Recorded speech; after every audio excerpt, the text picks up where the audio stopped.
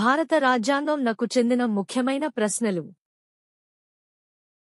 భారత రాజ్యాంగం మొదటి ప్రకరణ భారతదేశాన్ని ఏ విధమైన రాజ్యంగా ప్రకటిస్తుంది?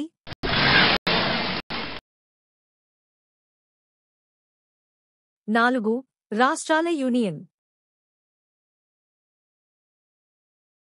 భారతదేశం ఏ ప్రభుత్వ విధానాన్ని స్వీకరించింది?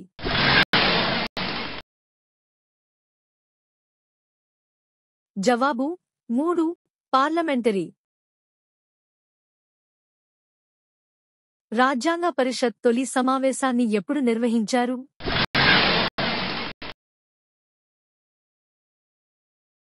జవాబు 2 1946 డిసెంబర్ 9.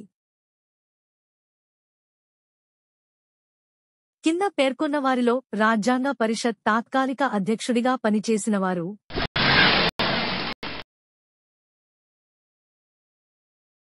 జవాబు 1 doctor Sachchidananda Sinha. Radical democratic party స్థాపకుడెవరు?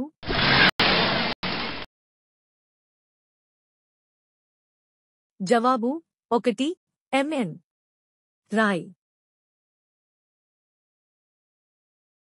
రాజ్యాంగానికి మూలకారకుడిగా ఎవరిని పేర్కొంటారు?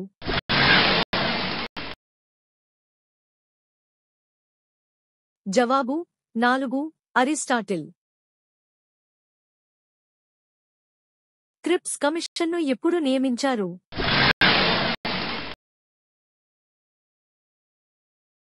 జవాబు 3 1942.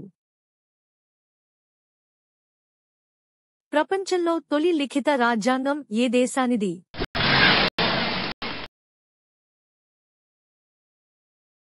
జవాబు 2 అమెరికా. ప్రపంచంలో అతిపెద్ద రాజ్యాంగం ఏ దేశానికి ఉంది?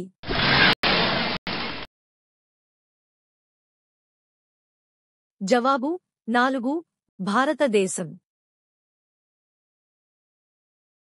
భారత రాజ్యాంగానికి సంబంధించి మూలాధారమైన చట్టం ఏది?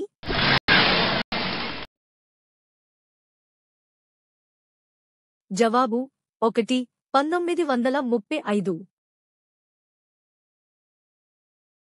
ప్రజాస్వామ్య రాజ్యాంగ రాజ్యాధినేతగా ఎన్నికైన ప్రజాప్రతినిధి ఉంటే ఆ రాజ్యాన్ని ఏమంటారు?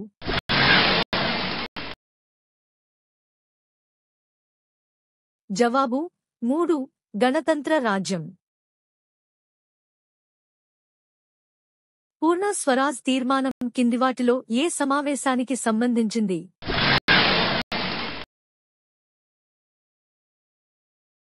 జవాబు 3 లాహోర్. ఎన్నో రాజ్యాంగ సవరణ ద్వారా లౌకిక రాజ్యం అనే పదాన్ని రాజ్యాంగ ప్రవేశికలో చేర్చారు?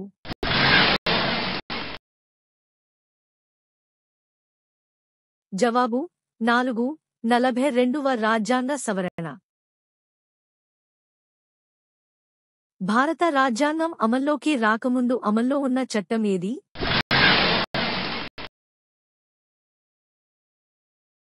జవాబు 1 1935 చట్టం. జీవించే హక్కును ఏ దేశ రాజ్యాంగం నుంచి స్వీకరించారు?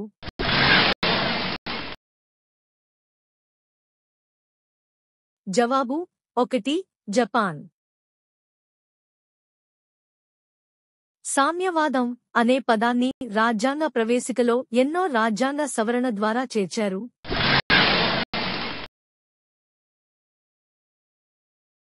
జవాబు 3 42వ రాజ్యాంగ సవరణ. భారత రాజ్యాంగ రచనకు సుమారుగా ఎన్నేళ్లు పట్టింది?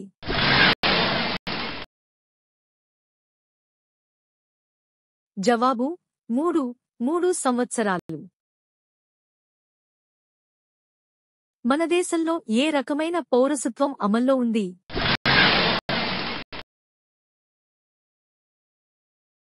జవాబు 2 ఏక పౌరసత్వం. రౌండ్ టేబుల్ సమావేశాలను ఏ నగరంలో నిర్వహించారు?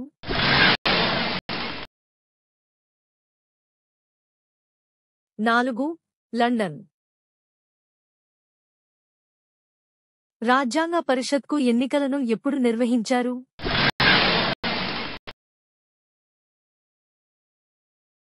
జవాబు 4 జూలై 1946.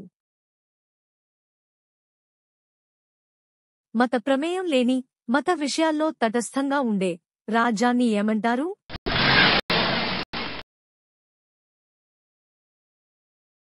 జవాబు 2 లౌకిక రాజ్యం.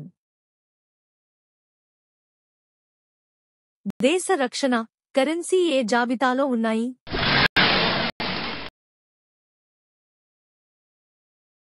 జవాబు 1 కేంద్ర